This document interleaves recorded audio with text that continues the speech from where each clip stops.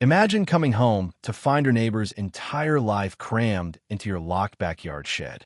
Even worse, she had the locks drilled, claimed my property was now her overflow storage, and slapped me with an HOA violation for unauthorized structure usage. She thought her position on the neighborhood board made her untouchable. She didn't realize I was about to donate every single piece of her precious junk to charity and use the county sheriff to watch her break down. I bought my home in the Whispering Pines subdivision 3 years ago. It's a quiet, semi-suburban neighborhood with an incredibly strict homeowners association. My favorite feature of the property was a custom, heavy-duty, $8,000 cedar shed located at the very back of my half-acre lot. It was fully permitted, poured on a concrete slab, and explicitly grandfathered into my deed when the HOA formed in 2018. I kept my expensive lawn care gear, mountain bikes, and seasonal tools in there. That shed was my sanctuary, representing the hard work I put into buying my first home. But to Brenda, the vice president of our HOA board, it was an eyesore she couldn't control. Brenda is the definition of a suburban dictator. She walks the neighborhood with a clipboard, measuring grass height with a ruler, and issuing fines like candy. She lived right behind me, and our property lines intersected right near that cedar shed. Before we get into how Brenda's greed completely backfired, make sure to hit that subscribe button and stay tuned until the very end.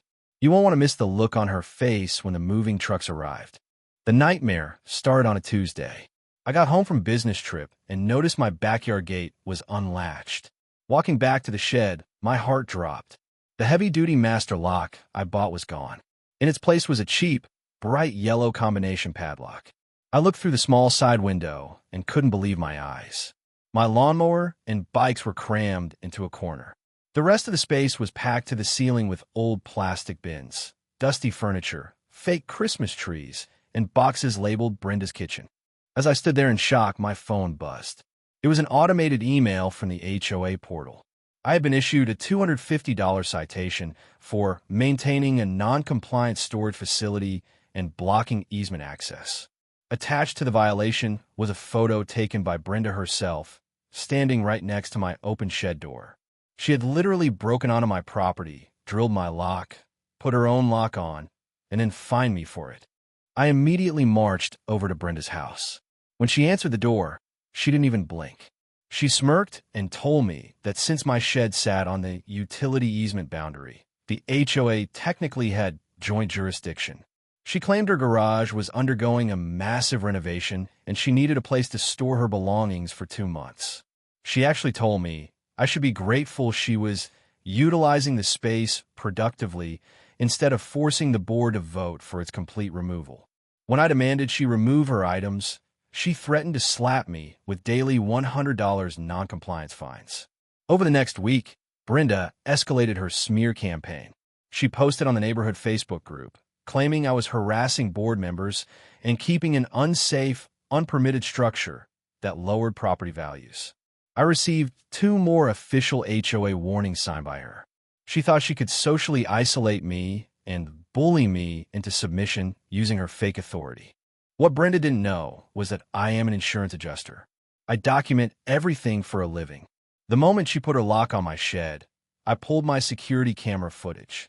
I had crystal clear 4K video of Brenda and 2 hired handymen entering my property with a power drill, destroying my lock, and spending 3 hours unloading a moving truck into my shed.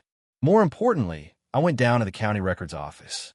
I pulled my original property deed, the approved 2018 zoning permits, and a certified land survey from when I bought the house.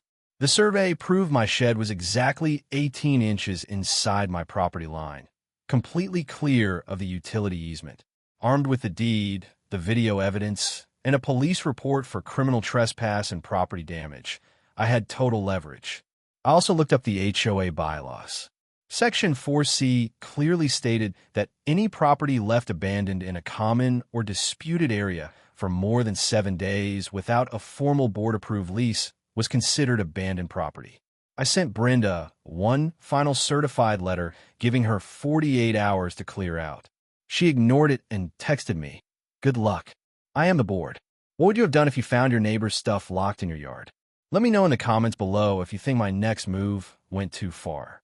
Since Brenda claimed the shed's contents were unauthorized and she refused to acknowledge ownership in writing to avoid the trespassing charge, I took her at her word. On Saturday morning, I called a local nonprofit charity that does free donation pickups for families in need. I showed the drivers my property survey, the police report, and the open HOA violation claiming the contents were unauthorized. I cut Brenda's yellow padlock off with bolt cutters. For the next 2 hours, the charity workers loaded her vintage dining set, her expensive holiday decor, and 30 bins of designer clothes into 2 massive box trucks. Just as they were securing the final latch, Brenda pulled into her driveway. The meltdown was immediate and spectacular. She came sprinting across the lawn, screaming at the top of her lungs, threatening to sue everyone. I calmly stepped forward and handed her a copy of the charity donation receipt made out in her name for a massive tax write-off, alongside the county survey, proving she was standing on my land. When she tried to physically block the moving truck, I called the sheriff's deputy who had been briefed on the trespass order. He arrived within minutes. Brenda was forced to stand on her own driveway, weeping and red-faced, as the deputy warned her that interfering with a lawful donation of abandoned property on private land would result in her immediate arrest. The fallout was absolute. Brenda tried to call an emergency HOA meeting to have me fined into oblivion, but I showed up with my legal counsel and handed the board members a copy of the lawsuit I was filing against the HOA for harassment and enabling property damage. To save their own skin, the rest of the board immediately stripped Brenda of her VP title and forced her to resign. She lost thousands of dollars worth of items, had to pay to replace my premium cedar lock, and became the laughingstock of the entire subdivision. My shed is now secured with a heavy-duty smart lock, and Brenda won't even look in my direction when she takes out her trash. If you enjoyed this sweet taste of suburban justice, hit that like button, subscribe for more daily drama stories, and share this video with anyone who hates entitled HOAs.